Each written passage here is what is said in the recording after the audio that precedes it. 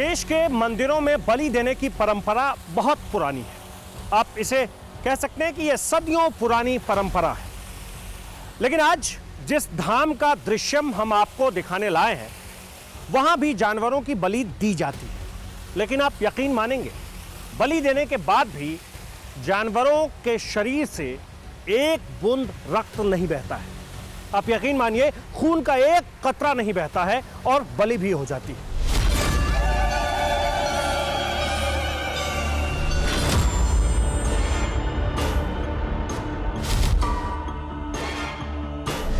फिर सवाल यह कि वहां होता क्या है? वहां होता यह है कि जिस जानवर को बलि के लिए लाया जाता है, उसे प्रतिमा के सामने लिटा दिया जाता है। फिर प्रतिमा से फूल और अक्षत उठाकर पंडित उस जानवर के ऊपर फेंकते हैं और जैसे ही उस जानवर के ऊपर फेंकते हैं, ऐसा लगता है जैसे कुछ देर के लिए किसी ने उसका प्राण हर लिया हो। ऐसा लगता है जैसे कुछ देर के लिए वो जिंदा ही नहीं।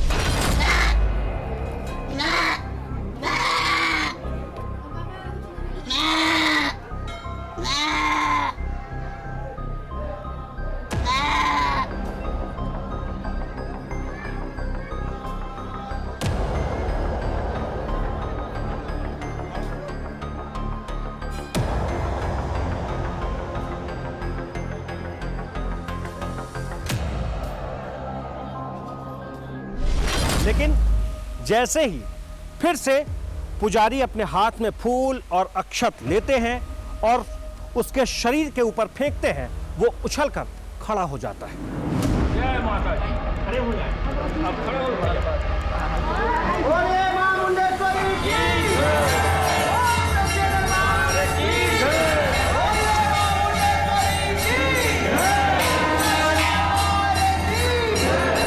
साक्षात शक्ति है। शक्ति के द्वारा माँ जो है बकरी को बेहोश कर देती है।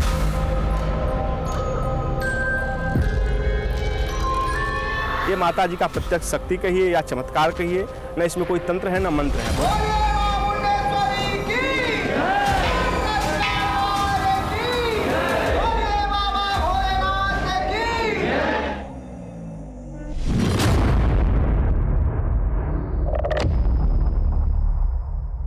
हमें पता है कि यह दावा विश्वास के काबिल नहीं है। आखिर वो कौन सी बलि है जिसमें जानवर की बलि भी हो जाती है और वो जिंदा भी रह जाता है? लेकिन सवाल यह है कि आखिर ये कैसे होता है? चाचे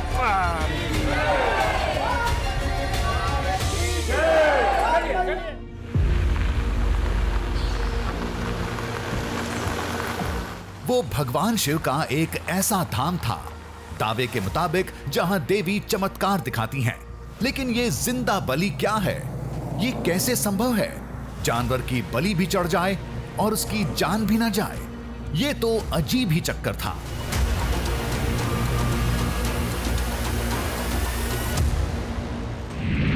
हम थे बिहार के कैमूर जिले में और मां मुंडेश्वरी धाम की तरफ जा रहे थे।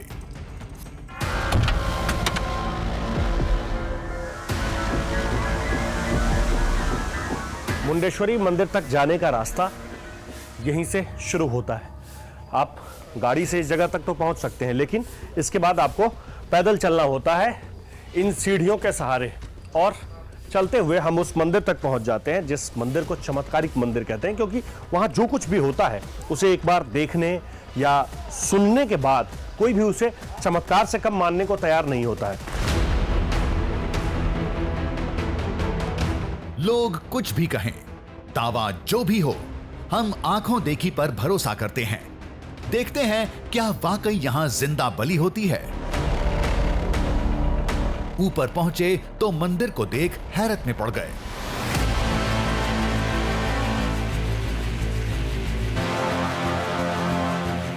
ये 8 भुजाओं वाला अष्टकोणीय बनावट वाला मंदिर था।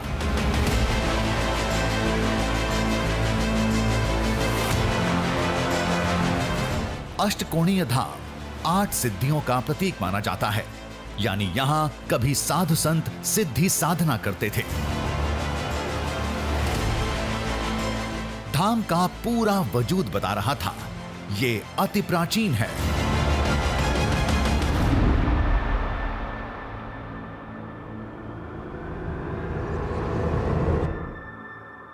पत्थरों से बना हुआ ये मंदिर सिर्फ 4 खंभों पर टिका है और इसके 8 कोण हैं, जिसे अंग्रेजी में ऑक्टागोनल शेप कहते हैं। हैरान करने वाली बातों की एक लंबी सूची है। कहते हैं कि बाकी किसी भी आप मंदिर में जाएंगे तो उसका एक शिखर होता है, जिसे गुंबद कहते हैं, जिसे मंदिर का शिखर कहते हैं, लेकिन इस मंदिर में ऐसा कुछ भी नहीं है। बिल्कुल सपाट है, ये ऊपर से बिल्कुल सपाट दिखता है। ऐसा दिखता है जैसे किसी घर का छत होता है, वैसे ही ये मंदिर है।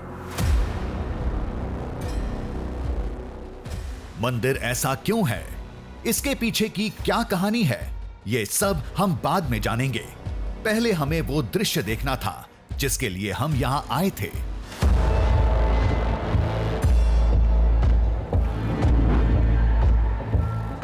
हमने पता किया, अभी कोई जानवर बलि के लिए नहीं लाया गया था। जिंदा बलि होने से पहले यह जानना जरूरी था कि यह होता कैसे है।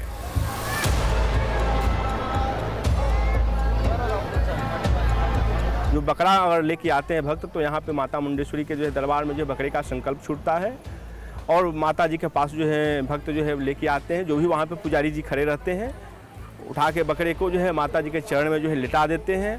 माता जी के चरण से जो फूल उठा के उसके शरीर पर रख देते हैं, एकदम मृतक के समान पड़ा रहता है, जब तक कि जो है ना फिर से दुआ ना छोड़े, फूल अक्षत उसके शरीर पर वो खड़ा नहीं हो सकता है, एकदम जो है अचेत अवस्था में रहता है। देवी के चरणों में लेटते ही जानवर अचानक शांत हो जाता है, कुछ देर पड़ा रहता है, फिर जैसे ही पुजारी उसके शांत शरीर पर फूल और अक्षत फेंकते हैं, वो उठ जाता है।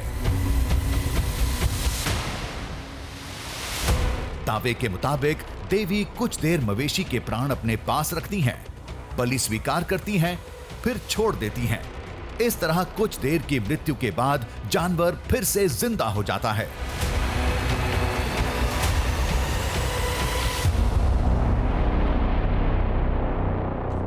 ये जिंदा बलि लेते हैं माता जी। माता जी के यहाँ काटा नहीं जाता है। अपने शक्ति से, अपने उनका कृपा से, माँ की मनोकामना से वो माता जी के जो बलि है वो बकरा अपने आप मूर्छित हो जाता है।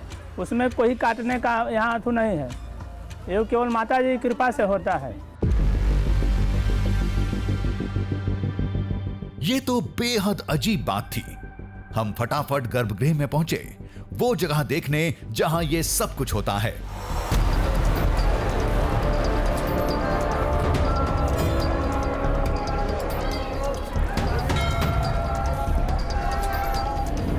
अंदर भक्तों की भीड़ लगी थी, जयकारे लग रहे थे।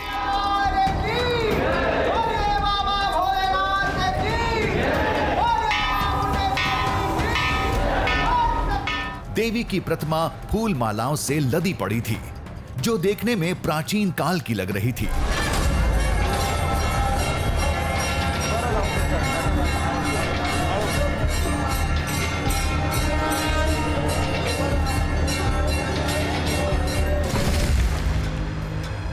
जैसे ही लोगों का तांता कुछ देर के लिए थमा, हमने बलि वाली जगह को गौर से देखा।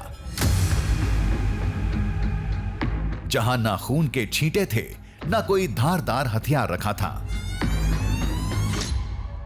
कहते हैं कि ये जो स्थान है, ये जो जगह है, इसी जगह पर सबसे पहले बकरे को रखा जाता है। यहाँ से पंडित जी अपने हाथ में लेते हैं बकरे को और फिर सामने जो माँ मुंडेश्वरी की प्रतिमा रखी हुई है, मूर्ति रखी हुई है, उस मूर्ति के सामने यहाँ नीचे ठीक इसी जगह पर उस बकरे को रख दिया जाता है।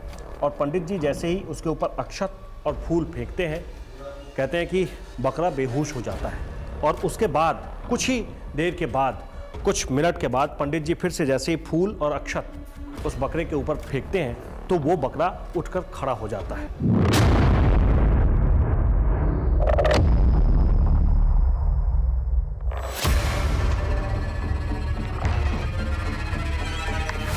हमें तो अब भी यकीन नहीं हो रहा था। फिर सोचा यहां जो होता है पहले वो देखते हैं, फिर कोई राय बनाना सही होगा।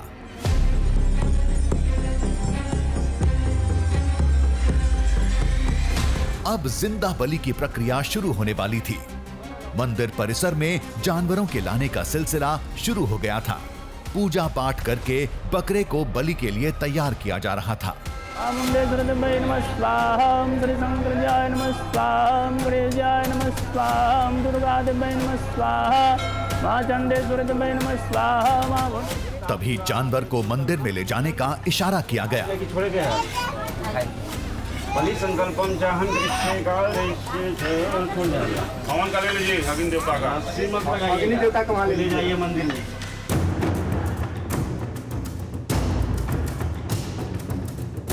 कुछ ही देर बाद ये जानवर एक एक करके बलि के लिए लाए जाएंगे। कैमरे ठीक से लगाने के लिए हम उनसे पहले गर्भगृह पहुंच गए ताकि जिंदा बलि का कोई दृश्य हमसे न छूटे।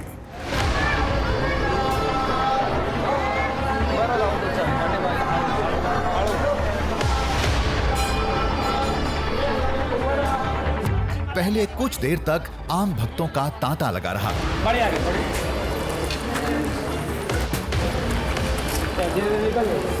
चले। जल्द ही हमारा इंतजार खत्म हुआ। एक भक्त जानवर लेकर आया। तो अभी जो मैं यहाँ बकरा देख रहा हूँ, इसकी अहिंसक बलि यही होगी। ठीक है।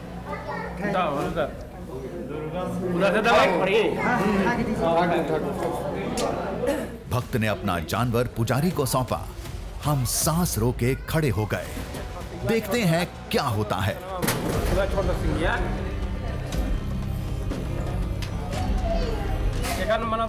बलि से ठीक पहले पंडित जी बकरे के ऊपर फूल और चंदन लगाते हैं और इसके साथ ही वो प्रक्रिया शुरू हो जाती है। अब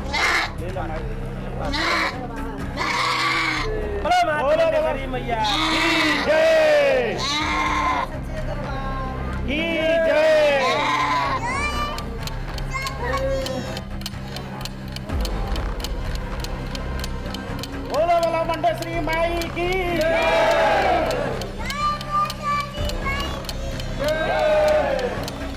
आइए देख लीजिए, आइए देख लीजिए।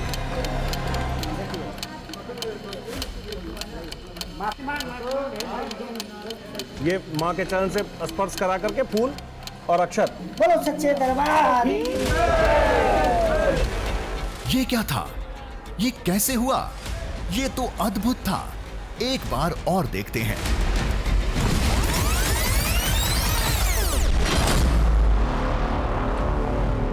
जानवर को पहले टीका लगा,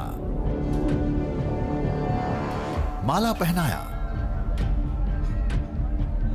देवी के चरणों में लिटा दिया।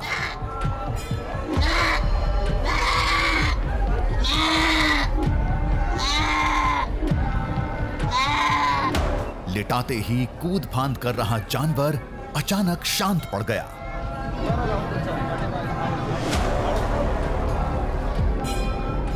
आंखें बार बार बंद हो रही थीं, लेकिन शरीर एकदम शांत पड़ा रहा, मानो जान ही नहीं है।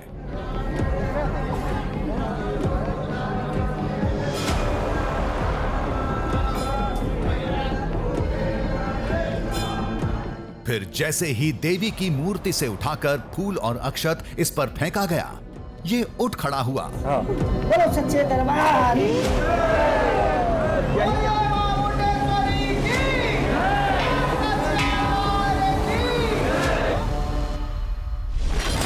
यही वो सदियों पुराना चमत्कार था। मतलब दावे के मुताबिक देवी ने कुछ देर के लिए जानवर के प्राण लिए, फिर वापस कर दिए। ये कैसे संभव है? फिर जो हमने देखा वो कैसे हुआ? क्या ये कोई ट्रिक था? बोलो सच्चे दरबार। बहुत सारे ऐसे व्यक्ति जो है कहने वाले मिलते हैं जो कि बाबा लोग नक्श जो है दबा देते हैं, तो इसके कारण से ऐसा हो जाता है। लेकिन ऐसा कुछ नहीं है। जो यहाँ पे जो ऐसे बोलते हैं, यहाँ पे आके देखते हैं तो जो है मान लेते हैं, विश्वास हो जाता है। ये इस तरह का जो है बलि जो है यहाँ पे माता मुंडेश्वरी के दरबार में जो होता है।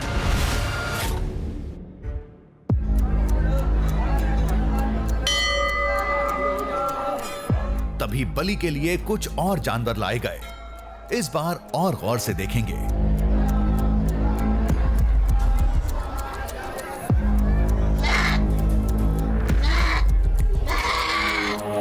मवेशी में हरकत बहुत ज्यादा थी।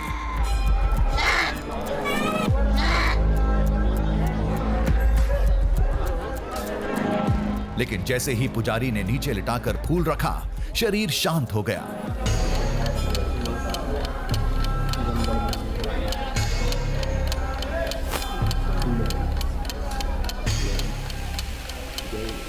खड़े हो जाइए।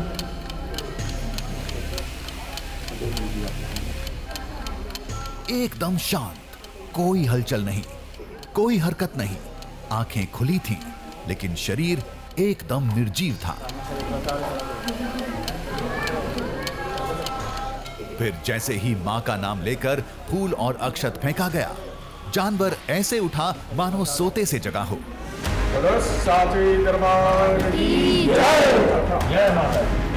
जिंदा बलि के इस चमत्कार ने हमें हिला कर रख दिया था। लोगों की भक्ति चरम पर थी।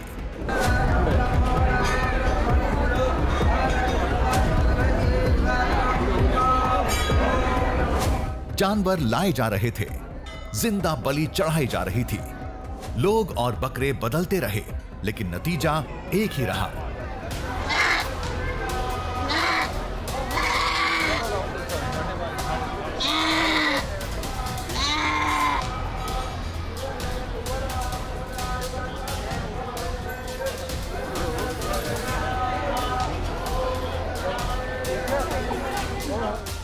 देवी के चरणों में जानवर का शांत होना, कुछ देर तक वैसे ही पड़े रहना,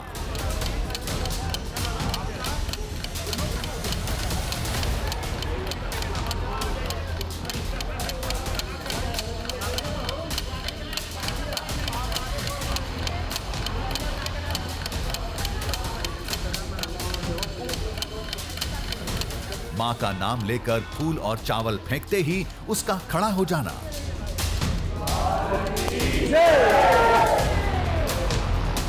लोगों ने कहा 100 बार देख लो, लेकिन तस्वीर नहीं बदलने वाली।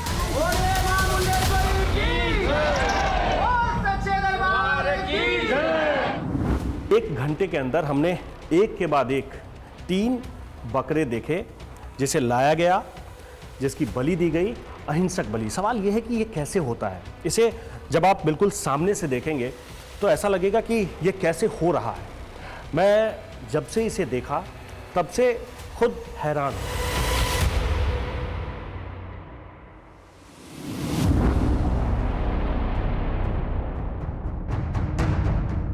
फिलहाल हम गर्भगृह से बाहर निकल गए, लेकिन जिंदा बलि का चक्कर समझ में नहीं आ रहा था। कुछ तो खास बात है इस जगह में, लेकिन क्या, अब यही पता करना था। हमने लोगों से बात करनी शुरू की, मंदिर के इतिहास को खंगाला, पूरे मंदिर का ध्यान से निरीक्षण किया। फिर कुछ बातें सामने आई। आपको जानकर हैरत होगी कि देवी का यह धाम दुनिया का सबसे पुराना मंदिर है, जहां आज भी पूजा होती है। मतलब oldest functionable temple of the world. मां मुंडेश्वरी मंदिर देश का अति प्राचीनतम मंदिर है। यह सबसे पुराना मंदिर है। यह मंदिर कब का बना है, किसने बनवाया है, इसका सही पता नहीं है। 635 ईस्वी में इसको पाया गया। उससे पहले कब का बना है, इसका कहीं अता पता नहीं है। 635 ईस्वी में पहली बार पता चला, पाया गया इसको कि यहाँ मंदिर है, इस पहाड़ी पर मंदिर है। उससे पहले कब का बना है, इसका पता नहीं है।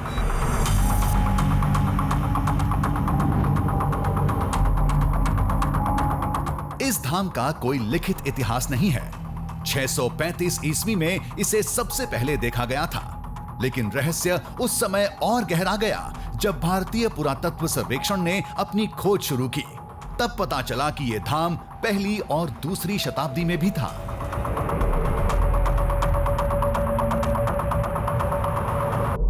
एएसआई के द्वारा जब इस मंदिर को अधिग्रहित करने का मतलब ये क्रम शुरू हुआ, प्रोसेस इसका जी प्रोसेस जब शुरू हुआ, उस दौरान एएसआई के द्वारा यहाँ बहुत बड़ी टीम आई थी। उनके द्वारा यहाँ से बारीकी से एक एक चीज़ को जो है खोजा गया। उस खोज के दौरान उनको एक शाही मोहर, एक आकृति प्राप्त हुई। उस आकृति के बारे में जब उनके साथ में आई हुई टीम आपस में विचार विमर्श की, तो ये पता चला कि ये शाही मोहर श्रीलंका के राजा थे दत्तागामी जी, उनके शासनकाल में ये मोहर चलती थी। जब ये मोहर की प्राप्ति हुई तो वो लोग भी आश्चर्यचकित हो गए कि इसका मतलब ये मंदिर उससे भी प्राचीन है जो हम सोच रहे हैं। तो वो लोग फिर एक आइडिया लगाए कि नहीं, ये मंदिर जो है पहली या दूसरी शताब्दी का मंदिर है। पहली या दूसरी शताब्दी का मंदिर है।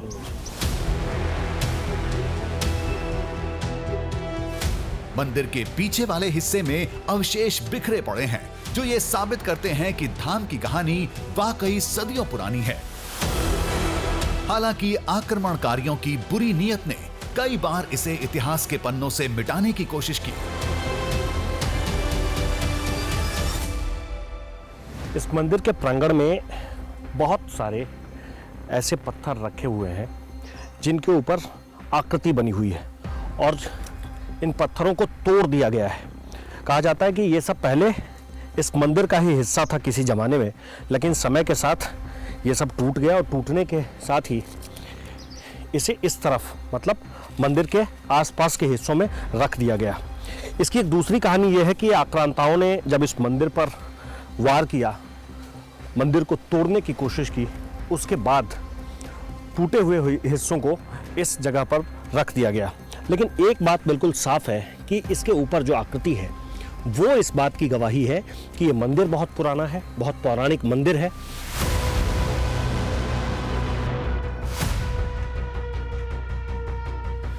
एक कहानी इस पवरा पहाड़ी की भी है, जिसके शिखर पर मां मुंडेश्वरी का धाम है। कहते हैं इसी चोटी पर देवी ने मुंड राक्षस का वध किया था। उसके बाद से ही इस जगह का नाम रखा गया।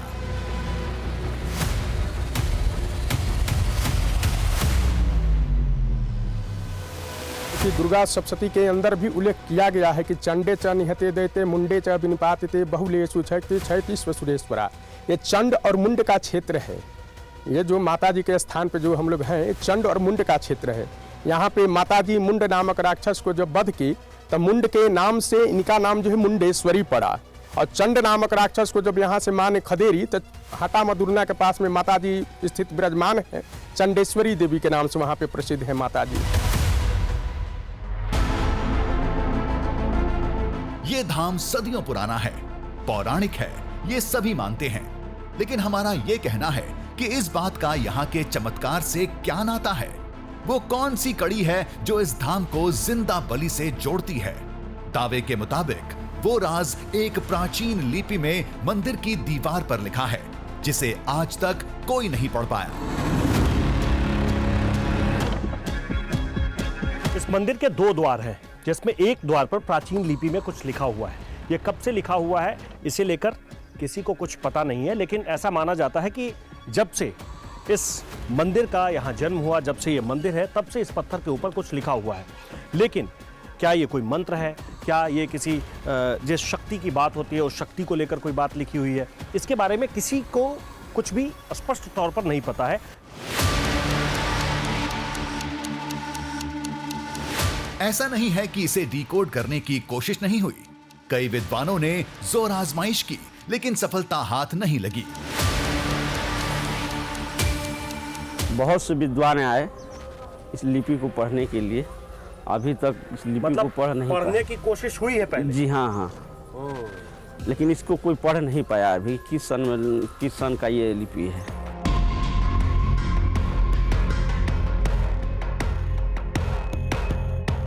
ऐसा ही एक कोड मंदिर से बाहर पवरा पहाड़ी के दूसरे हिस्से में भी लिखा है, जहां से कभी मंदिर का प्राचीन रास्ता जाता था। लेकिन इस पहेली को भी आज तक कोई सुलझा नहीं पाया। यहां भी आपको प्राचीन लिपि में कुछ लिखा हुआ मिलेगा। हालांकि वक्त के साथ ये धुंधली जरूर पड़ गई है, लेकिन अभी भी ये आपको ऐसा दिखेगा कि यहाँ कुछ लिखा हुआ था, लेकिन स्पष्ट तौर पर ये नहीं समझ में आता कि क्या लिखा हुआ है। हो सकता है जब यहाँ से मुंडेश्वरी मंदिर जाने का रास्ता हो, जब इस पहाड़ के नीचे मुख्य द्वार रहा हो, ये उस वक्त में लिखा गया हो। ये प्राचीन लिपि में क्या लिखा हुआ है, कब से लिखा हुआ है, ये सब किसी को कुछ भी नहीं मालूम है।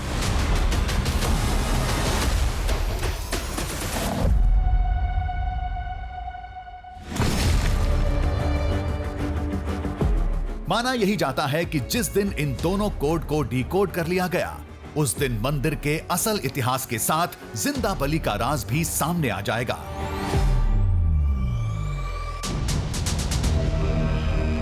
अब ये सब तो कहने सुनने वाली बातें हैं। क्या पता चमत्कार के दावे की असल तस्वीर कुछ और हो, जो आस्था का चश्मा लगाए लोगों को दिखता ना हो। अब ये हमारी जिम्मेदारी बनती है कि तस्वीर के उस पहलू को खोज निकालें। थोड़ी देर में जिंदा बलि का दौर फिर शुरू होगा। उससे पहले हमें कुछ देखना था। पंडित जी, अब मुझे कुछ वो अक्षत और फूल मुझे दीजिए जो आप बकरे के ऊपर फेंकते हैं। वो अक्षत और फूल जो आप उठाते हैं इस मूर्ति के पास से, प्रतिमा के पास से, वो जरा मुझे दीजिए।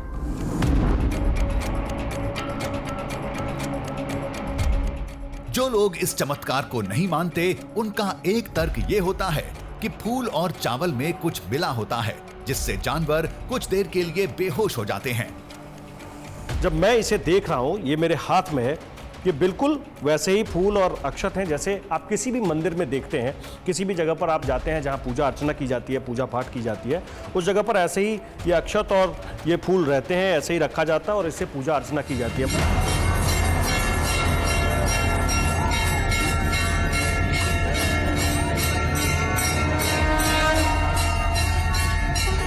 धाम से जुड़े लोगों के मुताबिक जिंदा बलि कमाल नहीं, एक चमत्कार है।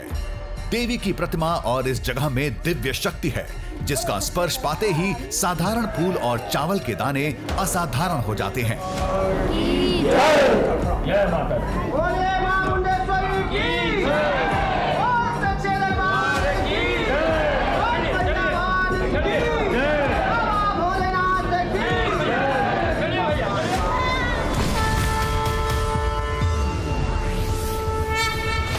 देवी पूजा का सिलसिला फिर शुरू हुआ। फिर से कुछ मवेशी बलि के लिए लाए गए थे। शंभू सिंह आप ही का नाम है? तो माला चढ़ा दिया, कोई बात नहीं है। देखते हैं अब क्या होता है।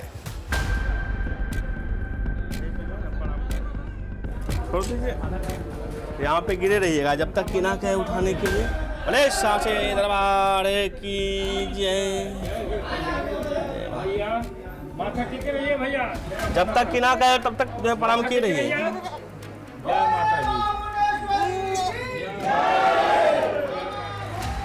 होना क्या था? वही हुआ जो हो रहा था। पुजारी ने जानवर को लिटाया, चरणों से फूल उठाकर शरीर पर रखा और जानवर शांत हो गया। को मिलता है, ऐसा कहीं नहीं होता पूरा भारतवर्ष में, केवल जो माता मुंडेश्वरी के दरबार में ऐसा जो चमत्कार जो है देखने को मिलता है।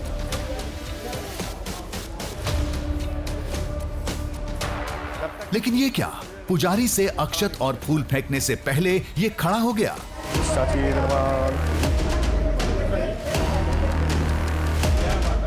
ये कैसे हुआ? जानवर पहले ही कैसे उठ गया?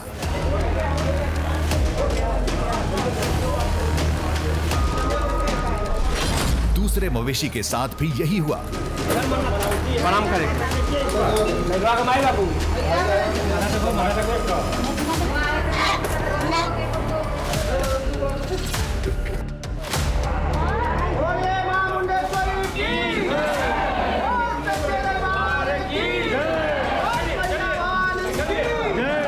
चले क्या? देख लिया। बलि पूरी होने से पहले ही वो जिंदा हो गया।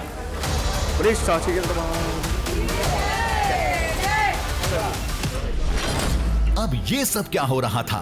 अब तो तस्वीर दावे के विपरीत थी।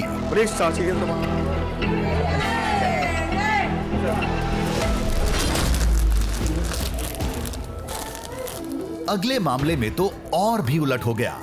जानवर तो लेटने के लिए ही तैयार नहीं था। छोड़ दीजिए, नीचे छोड़ दीजिए। उसके बाद गला में मार के जो हम माला डालेंगे।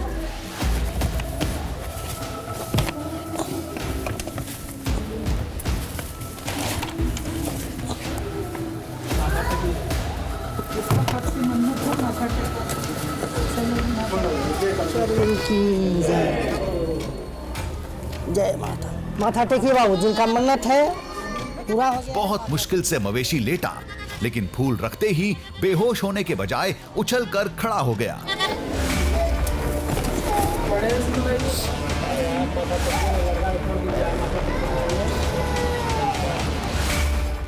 हम भले हैरत में थे, लगा पहली बार ऐसा हुआ होगा, लेकिन पुजारी ने बताया अगर भक्त की आस्था और बलि की प्रक्रिया में कोई कमी हो तो ऐसा होता है। कभी कभी ऐसा भी होता है कि मन्नत पूरा हो गया तो बहुत विलम्ब से या देर करके लोग आते हैं बकरा लेकर के, तो वहाँ थोड़ा सा बकरा जो है माँ उसको जल्दी स्वीकार नहीं करती हैं, लेकिन हम लोग उसको मनाते चुलाते हैं। काफ़ी देर अगर हो जाता है, मन्नत जैसे आज पूरा हुआ, साल 2 साल 5 साल के बाद कोई आएगा लेके, तो वहाँ थोड़ा सा माँ जो है अक्षत फुमाते हैं तो जल्दी बेहोश नहीं होता है। पुनः अक्षत फुमाएंगे 1 बार 2 बार 3 बार।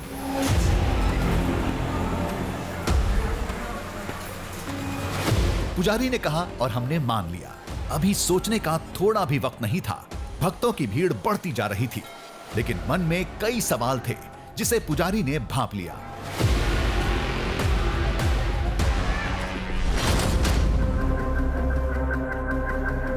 तभी कुछ और जानवर लाए गए, जिंदा बलि के लिए सौंपा गया और इस बार नतीजा पुराना वाला निकला। प्रणाम करवाना है, गिरा के रखिए माता जी के चरणों में। देख, जब तक कि ना कहें सर उठाने के लिए तब तक गिरा के रखें। माता पीछे रहिए। जय माता दी, जय माता दी, जय माता दी, जय माता दी। चलिए हटा लीजिए, देख लिया जाए ये माता जी का प्रत्यक्ष शक्ति। देख लिए। बोलिए साचे दरबार की। ये माता जी का प्रत्यक्ष शक्ति जो है देखने को यहाँ पे मिलता है, ऐसा बलि कहीं नहीं है। दावे के मुताबिक तस्वीर सामने आते ही पुजारी ने हमें गौर से देखा। आंखों में विजयी भाव थे। कोई अलग ट्रिक नहीं है इसका। जी नहीं, यहाँ साक्षात शक्ति है। शक्ति के द्वारा माँ जो है बकरे को बेहोश कर देती है। मान्यता यह है कि भगवती खुद उसे अपने पास रख लेती हैं और फिर बाद में उसे कहती हैं कि यार तुम जाओ, छोड़ देती हैं। जी हाँ। ये आज की अंतिम बलि थी। अब देखने के लिए कुछ बचा भी नहीं था। गर्भगृह में भारी भीड़ की वजह से बाहर निकलना मुश्किल था। सोचा इसे भी देख लेते हैं।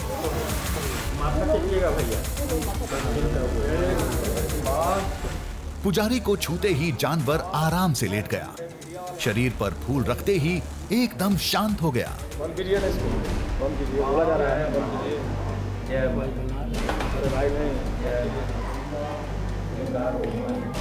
मवेशी लेटा रहा, एकदम चुपचाप, शांत।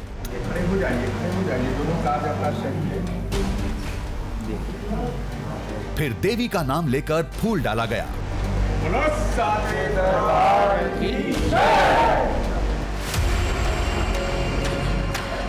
लेकिन ये क्या? इस बार जानवर में कोई हरकत नहीं हुई। एक बार और माथा टेकिए भैया। पुजारी ने एक और कोशिश की, लेकिन इस बार भी नाकाम रहे। दरबार की जय माई। ये माजरा समझ में नहीं आया तो मंदिर के लोगों ने एक अलग ही तर्क दिया। कहा कभी कभी ऐसा होता है।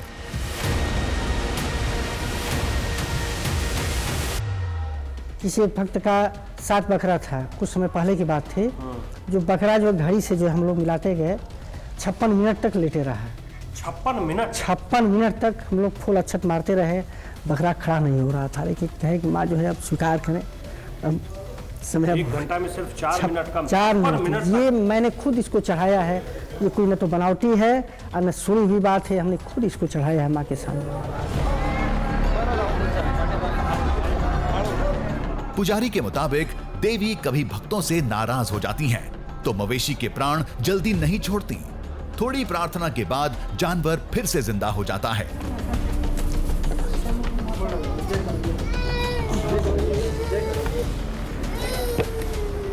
बोलो सच्चे दरबार की जय। बोलो माता मुंडेश्वरी की जय। कुछ देर बाद वो जानवर लोगों के बीच था।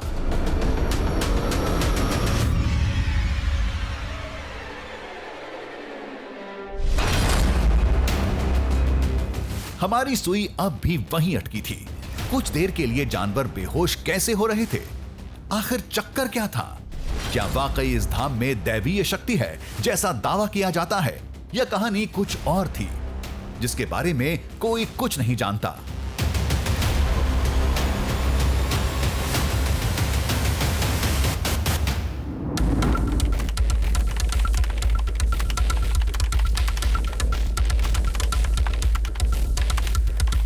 फिर हमने इंटरनेट खंगालना शुरू किया। हम बस ये जानना चाहते थे कि क्या दुनिया में कोई और ऐसी घटना होती है।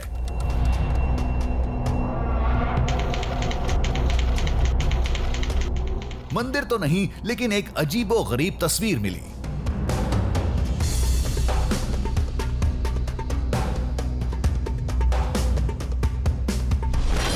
जिसमें कुछ बकरियां अचानक गिरकर ठीक वैसे ही शांत हो रही थीं, जैसा हमने मंदिर में देखा था।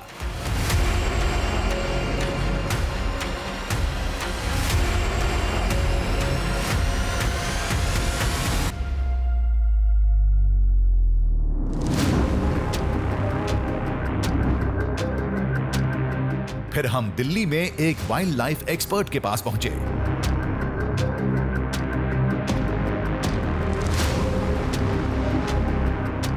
उन्हें पूरी कहानी बताई, इंटरनेट की वो तस्वीर भी दिखाई। फिर एक नई कहानी सामने आई। फेंटिंग गोट सिंड्रोम जो है अमेरिका की एक विशेष प्रजाति जो बकरी की होती है, केवल उसी में पाई जाती है, जिसमें कि अचानक से वो घबराने की स्थिति में वो बिल्कुल उनका शरीर जो है बिल्कुल अकड़ जाता है, या वो ऐसा लगता है कि वो बिल्कुल फेंट कर गए हैं। वो कॉन्शियस रहते हैं, सक्रिय तो भी रहते हैं एक तरीके से, आँख वाँख खुली रहती है उनकी, परंतु वो ऐसा लगता है कि वो बिल्कुल उनका शरीर अकड़ गया है और वो जैसे मर गए हैं। वो बिल्कुल इस तरीके से होता है, कुछ समय के लिए ही होता है जी। जो आप कह रहे हैं कि ये सब अमेरिका में होता है? अमेरिका में भी एक विशेष प्रजाति जिसको कि टेनेसी गोट कहते हैं, उसी में होता है केवल। उसके अलावा किसी प्रजाति में ये सिंड्रोम नहीं पाया जाता है। एक्सपर्ट के मुताबिक अमेरिकन ब्रीड की बकरियों में फेंटिंग गोट सिंड्रोम या टेनेसी फेंटिंग पाया जाता है, जिसकी वजह से खतरे का एहसास होते ही ये निर्जीव होकर लेट जाती हैं।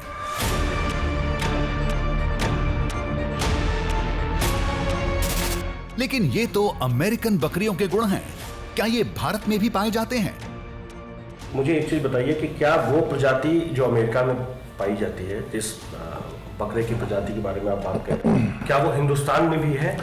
नहीं, इसका कोई प्रमाण तो नहीं है, परंतु ये जरूर माना जा सकता है कि बकरी जिस प्रजाति का जानवर है, उस प्रजाति में एक जरूर एक शॉक टाइप का सिंड्रोम होता है। ये केवल बकरी में नहीं, ये हिरणों में भी देखा गया है। वैसे भी देवी के धाम में बलि तो होती नहीं, तो फिर उन्हें डर क्यों लगेगा?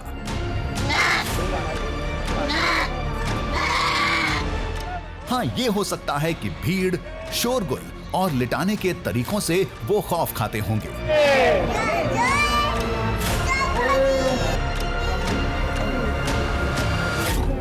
देखिए, जानवरों में विशेष रूप से जो हमारे हर्बीवोर्स हैं, जैसे जिसमें बकरी भी एक आती है, उसमें अगर उनको ये लगेगा कि उनको ओवर पावर किया जा रहा है, जब आप उनको चारों टांग से पकड़ के बहुत ज़बरदस्ती से उठा करके, अगर मैं इस शब्द का प्रयोग करना चाहूँगा कि पटक रहे हैं, तो उनको लगेगा कि हमें ओवर पावर कर लिया गया, हम बच नहीं सकते हैं, तो वो बिल्कुल स्थिर हो जाएंगे, ये दिखाने के लिए कि हम अब बिल्कुल ख़त्म हो गए हैं, या हमें अब स्थिर हो जाएंगे, वो अपने आप को बचाने के लिए। आप ये कह रहे हैं कि बकरे को ऐसा लगता है कि उसके ऊपर एक विशेष शक्ति का इस्तेमाल हाँ, किया तो जा इसलिए रहा है, वो जी बिल्कुल।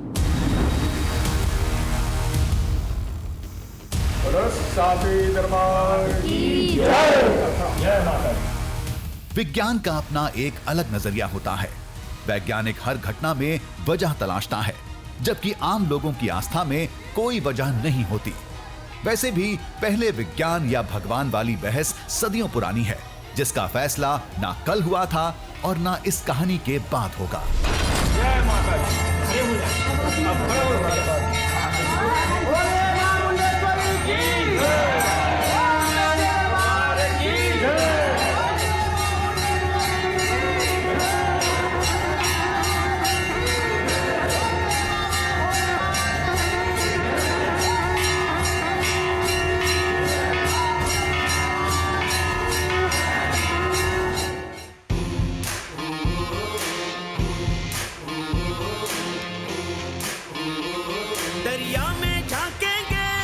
पर्वत को नापेंगे, बांधेंगे धरती को अंबर की डोरों से, सूरज के चेहरे से पर्दा हटाना है, अब चीर के जाना है, कुदरत की मुट्ठी से अब छीन लाएंगे हम, कुदरत की मुट्ठी से अब छीन लाएंगे हम। दृश्यम दृश्यम दृश्यम दृश्यम दृश्यम दृश्यम